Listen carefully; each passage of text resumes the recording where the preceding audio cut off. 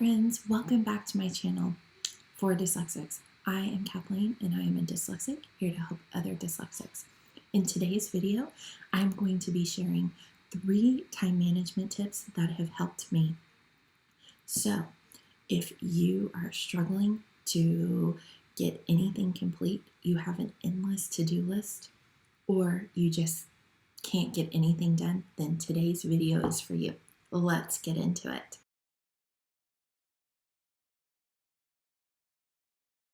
Today, I am sharing 3 of my best time management tips, and they are not what you think. After you watch this video, you will be able to implement these and be more productive.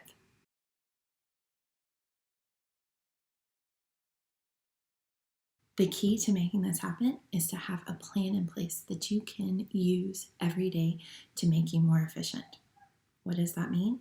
With this plan, you will be able to finish things in a timely manner and be more efficient and productive. And the 3 tips I am sharing with you are things that I use every day to get my action items done and slowly work on that long to-do list. I used to just run a long to-do list, and every day I would add more things to it, couldn't ever get anything done, anything crossed off, and would become so frustrated that I would just walk away and nothing would get complete. Then I started looking into it and trying to find ways to be more efficient in getting things crossed off. And I stumbled upon these 3 tips that I'm about to share with you. And since then, I've been able to get things crossed off my to-do list, done every day, and have free time at the end of the day.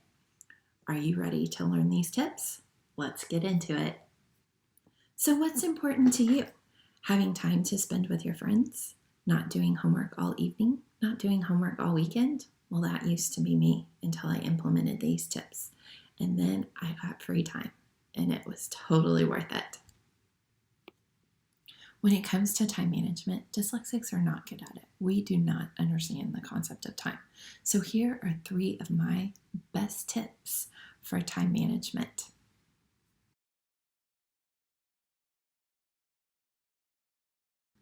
So the first tip I have for you is called batching.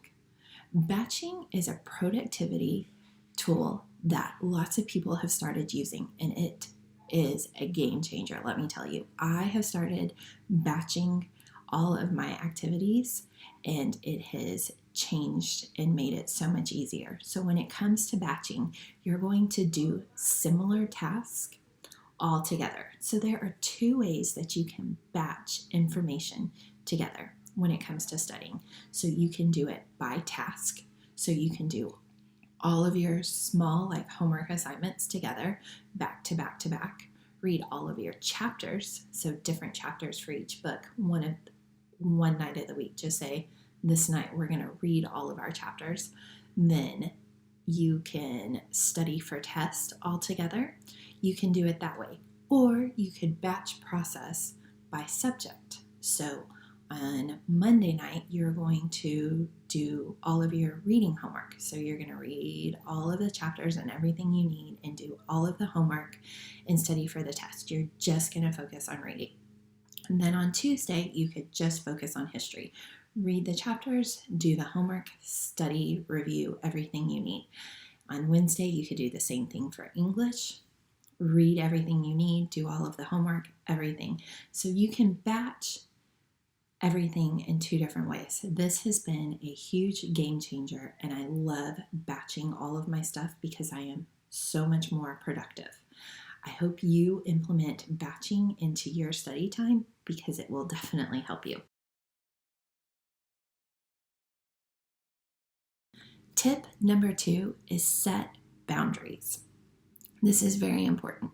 So you want to do this first. You need to set boundaries for yourself. Boundaries are very important because they are non-negotiable. You can't change them. And that way you don't set up a schedule and then it's not obtainable or workable. So some non-negotiables that I use for dyslexia or for myself are I am not going to spend more than 4 hours studying a night.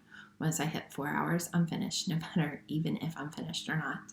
The second one is I'm going to go to bed by 10 o'clock. I am going to do something every day besides studying, and I will have at least 2 breaks. Those are 4 non-negotiables that I've set up. I have included a worksheet for non-negotiables for you so you can fill out and figure out what your non-negotiables are. Another great one is to put the phone and studying aside to eat dinner and have family time during dinner. So any of those are great, and you need to figure out your boundaries before we set up our schedule.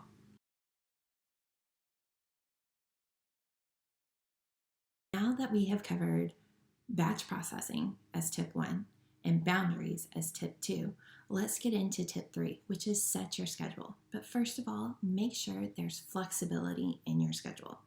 Go ahead and put all of your extracurricular activities, your boundaries, and things like that into your schedule before you start setting up the schedule. And the next thing to do is to take your hardest class or the class that needs your most attention and put that into your schedule first, and then work on the other classes that don't require as much time. So your schedule could look different on Monday compared to Tuesday because of extracurricular activities and things you've got going on, which is fine. But what you want to start seeing is your schedule the same week to week. So every Monday looks very similar, every Tuesday looks very similar, and so on and so on. This helps you stay organized and know what to expect so you can be more productive and get things accomplished. And since I have set up a weekly schedule, I get way more accomplished and done. And so with doing that, I have all of my hard task complete first, and so then I don't have to worry about them. They're done, they're out of the way, and then I get to enjoy my day more because I've gotten those things crossed off, my action items complete, and then I can work on other things. And once you start doing that and getting the hard stuff out of the way, you start becoming more productive and getting more things done. So it is now time to go and set up your schedule. This brings me to the end of my tips for today. In this video, I covered 3 time management tips for you: batching, non-negotiables, and setting your schedule. When you start using these tips, you will be more organized, efficient, and getting things done when it comes to time management. If you like this video, go ahead and give it a like and subscribe to my channel. In the next few weeks, I have more videos coming out about defining dyslexia, more organizational tips, and self-advocacy. So you don't want to miss those videos. So I will see you in the next one. Bye, friends.